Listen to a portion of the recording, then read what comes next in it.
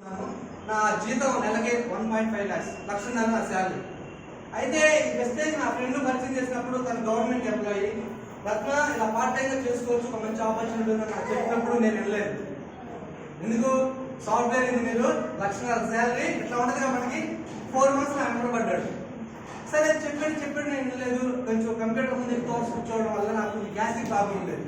అప్పుడు మా ఫ్రెండ్కి కూడా గ్యాస్ట్రిక్ ప్రాబ్లం ఉంటే నాకు చెప్పాడు, నాకు గ్యాస్ట్రిక్ ప్రాబ్లం తగ్గింది రత్న ఒకసారి ట్రై చేయరా అన్నాడు. సరే అప్పటికి వెళ్ళలేదు నేను. సరే అలా అడుగుతూ ట్రై చేశాను, కొంచెం బాగా అనిపించింది. అలాగే మా ఫ్యామిలీలో మా బ్రదర్కి అలాగే మా సిస్టర్ కూడా వాడే ప్రొడక్ట్స్ ఎక్సలెంట్ రిజల్ట్ వచ్చింది. అప్పుడు పార్ట్ టైం టేకప్ చేశాను. టేకప్ చేస్తే మంచి రిజల్ట్ వచ్చింది. ఆ విధంగా నేను జర్నీ స్టార్ట్ చేసి రోజు రైటర్గా ఉన్నాను. నేను పార్ట్ టైం చేసుకున్నాను. అంటే నా జాబ్ నాకు ఉంది.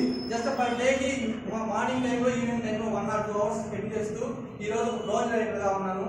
చాలా చాలా బాగుంది మెసేజ్. అయితే ఇప్పుడు మనందరం పని చేసుకుంటూ ఉన్నా, కొంతమంది జాబ్ చేస్తున్నారు. అవునా? మన ఇన్కమ్ సరిపోతుంది, మనకు వచ్చే ఇన్కమ్. ఇంకేదైనా కొంచెం వస్తే బాగుండు, ఇంకేదైనా కొంచెం వస్తే బాగుండు అని అనిపిస్తుందా? ఎంతమంది అనిపిస్తుంది? అలా అందరికీ అనిపిస్తుంది. నాకు కూడా అనిపించింది, అందుకని నేను ఇక్కడ వచ్చాను. సో మరి అలాంటి పరిస్థితుల్లో మనందరూ కూడా ఇప్పుడు మన ఖర్చులు పెరుగుతున్నాయా తగ్గుతున్నాయా? మరి ఇన్కమ్ ఎక్కడుంటే ఆకాశంగా ఖర్చులు ఉన్నాయి. మరి అలాంటి పరిస్థితుల్లో మనకి ఏదైనా ఆపర్చునిటీ కావాలంటే ఏదైనా వస్తుందా? ₹1 పెట్టుబడి లేకుండా పెట్టకుండా కట్టించకుండా మనం మునిగించకుండా ఎలాంటి ఇది లేకుండా అద్భుతమైన ప్లాట్ఫామ్ ఏంటంటే దట్ ఈస్ కాల్డ్ వెస్టేజ్.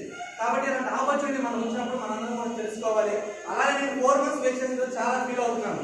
నేను కూడా ఒక మేడం స్టార్ట్ అయిన పొజిషన్లో ఉండాల్సిందండి. ఇప్పుడు నేను రియలైజ్ అవుతున్నాను. కాబట్టి బెస్ట్ ఎగ్జాంపుల్ మన అజ్జబాబు సార్ ఉన్నారు ఇక్కడ. ఒక బేగర్ మెట్రిక్గా స్టార్ట్ చేసి ఈ రోజు నెలకు 75,000 తీసుకుంటారంటే ఒకసారి please give me big round.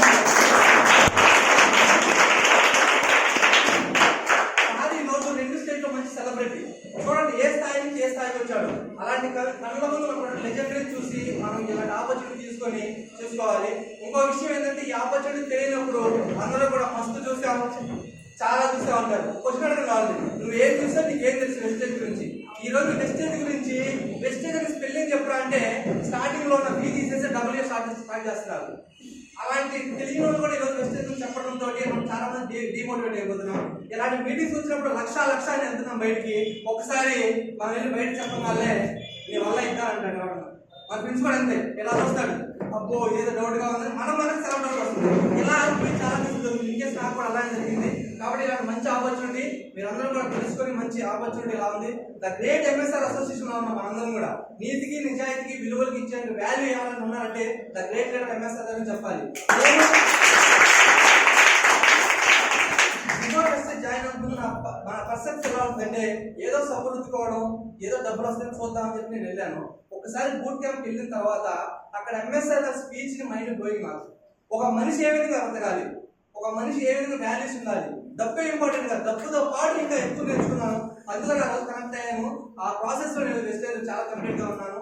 So నా పార్ట్ టైం ఒక 1 year లో నేను కూడా రిజైన్ చేసి బిల్టే రావాలని ప్లాన్ చేస్తున్నాను. Everything goes fine, definitely come. Thank you so much madam.